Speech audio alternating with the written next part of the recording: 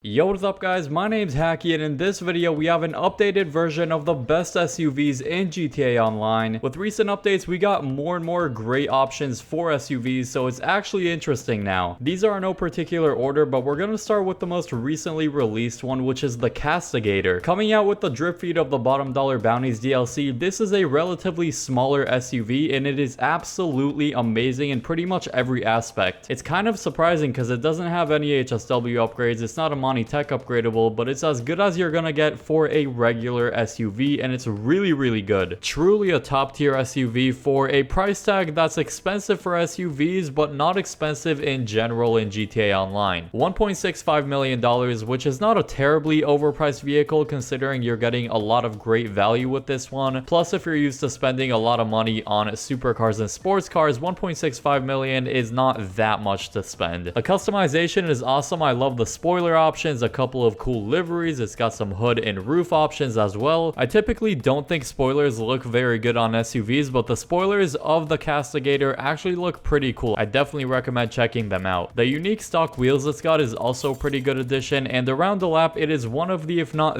the best SUV for races. Handles pretty easily and the top speed is great, so overall really good SUV for a relatively expensive price. Then the Rebel GTS is one of my favorite SUVs in this game, mainly because of the amazing looks. If you like BMWs, you have to get this one. Looks super similar to the real life version, and honestly one of the most realistic vehicles we have in GTA Online. Definitely a larger SUV than the Castigator, but it's still got some decent handling. I really like cruising around with this thing because of the great acceleration and top speed. It's one of the fastest SUVs in the game, and it's a more affordable option than the Castigator, coming in at just under 1.2 million, so decent price tag right here. I don't think it's super overpriced, I don't think it's underpriced, but if you're looking for cheaper budget options, I'm gonna have some more later on in the video, so stay tuned for that. One of the most luxurious vehicles you can drive around the streets of GTA Online is the Jubilee, based off the Rolls-Royce SUV. The Rolls-Royce Cullinan is one of the coolest looking cars in real life in my opinion, and I'm so glad the Jubilee is in the game. It's a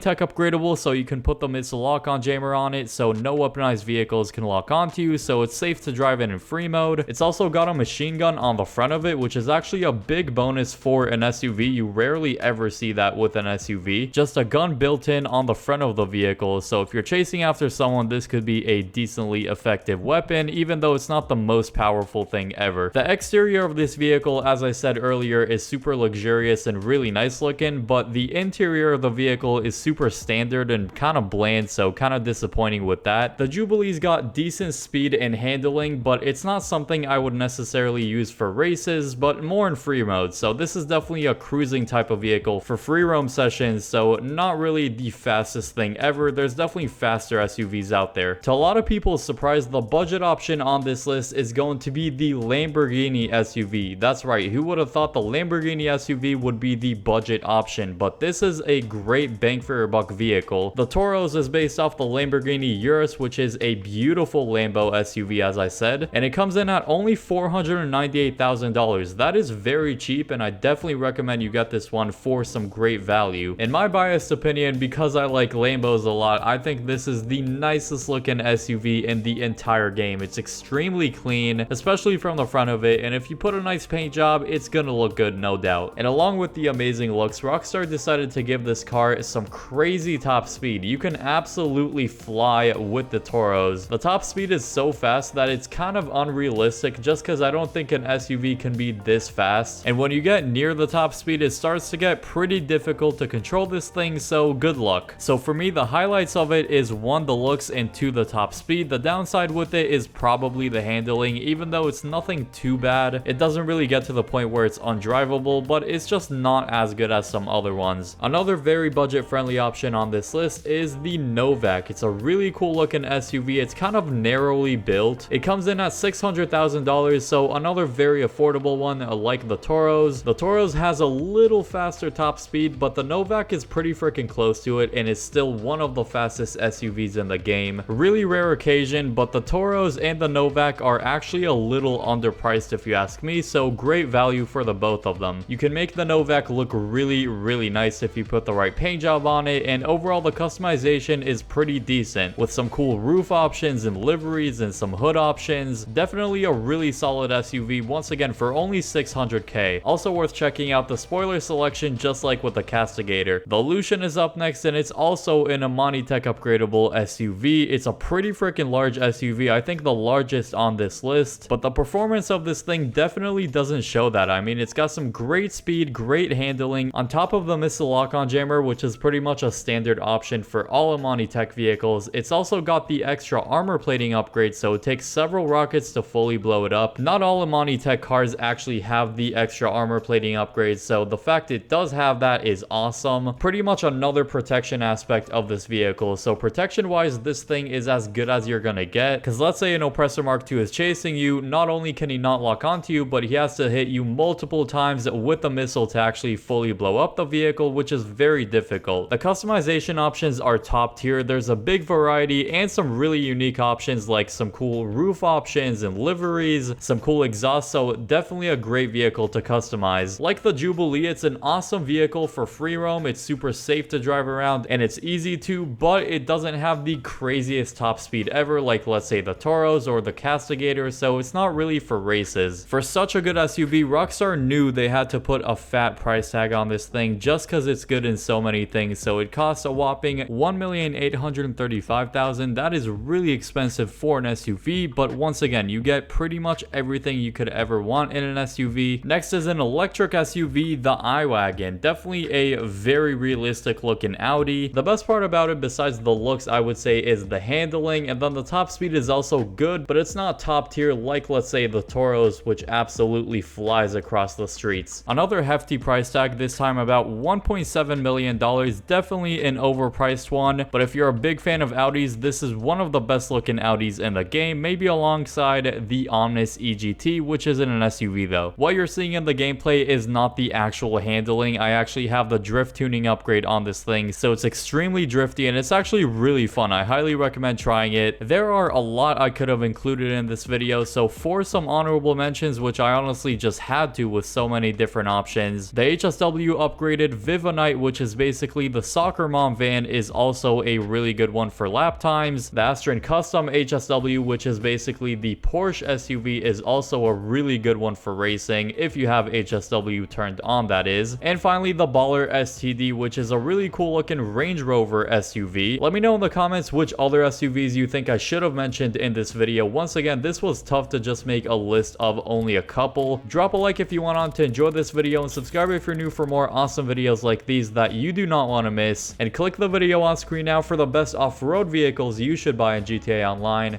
I hope you all enjoy that video, and peace.